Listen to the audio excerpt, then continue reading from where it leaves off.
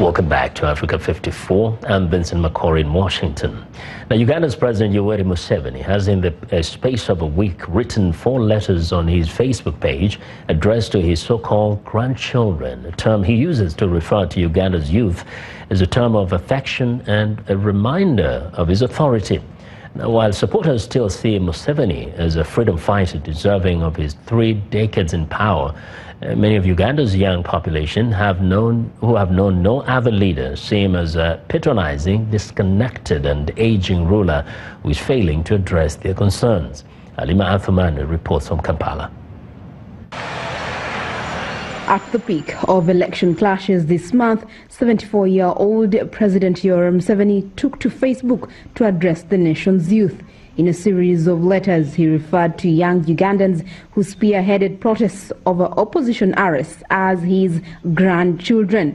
Museveni mentioned comedian Richard Tuwanje by name. Tuwanje says it is time for Uganda's elders to listen to the youth. So the youth that we see that have caused a political storm, that have shaken the status quo, are the youth that have cared and dared to elevate their mental position on matters development, politics and economics. It's appropriate that Museveni, who has ruled Uganda for more than 3 decades and could rule for life, should reach out to young people. More than 75% of Uganda is under the age of 30, the youngest population in the world, and many are growing tired of their aging leader.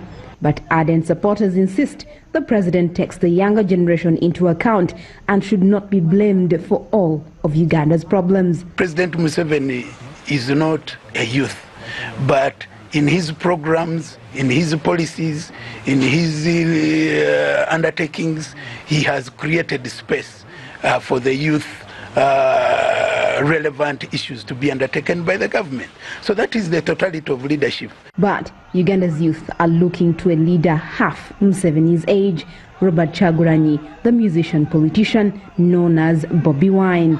Authorities charge Kyagulanyi with treason, seen by many as an attempt to stem his growing popularity.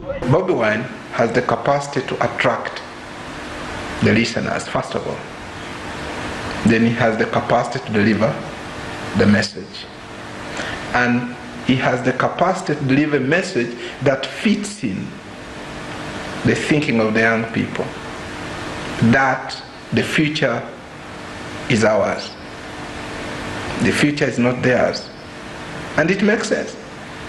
If you are 75, what future do you have? But while Museveni said he would address youth issues such as unemployment, he cautioned any political violence would be met with deadly force. Halima Athumani for VOA News, Kampala, Uganda.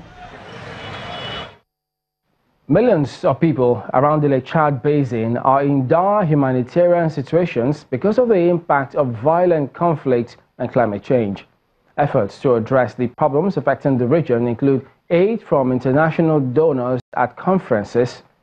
The latest humanitarian conference on Lake Chad held in Berlin, Germany, where stakeholders pledged over $2 billion.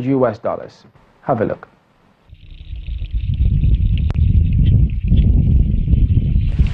Lake Chad is a source of water and fish to millions of people living in Chad, Cameroon, Nigeria and Niger, the 4 countries surrounding it. But the region is facing threats including protracted crisis driven by extreme poverty, climate change and violent conflict. But aid is coming from some international donors to address this multifaceted crisis.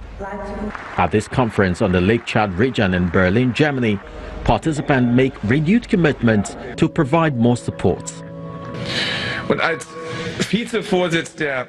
As the deputy head of the Peace Building Commission and as non-permanent member of the UN Security Council, we will listen to Africa. That's what we promised, especially also to the countries of the Lake Chad region. We are doing this because we know that security only works together, and because as Europeans we are convinced But regional cooperation, as is happening around Lake Chad right now, merits our full support. Part of the success of the conference is the drive to help build the resilience of millions of affected people in the region, with a pledge of over $2 billion.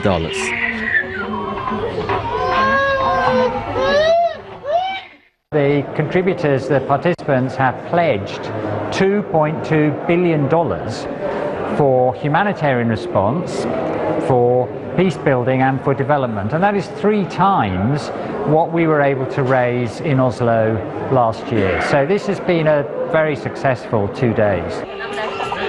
The crisis around Lake Chad has led to the displacement of about 2.4 million people, human rights abuses, and disruption of basic services such as health care and education. This leaves a huge task for stakeholders.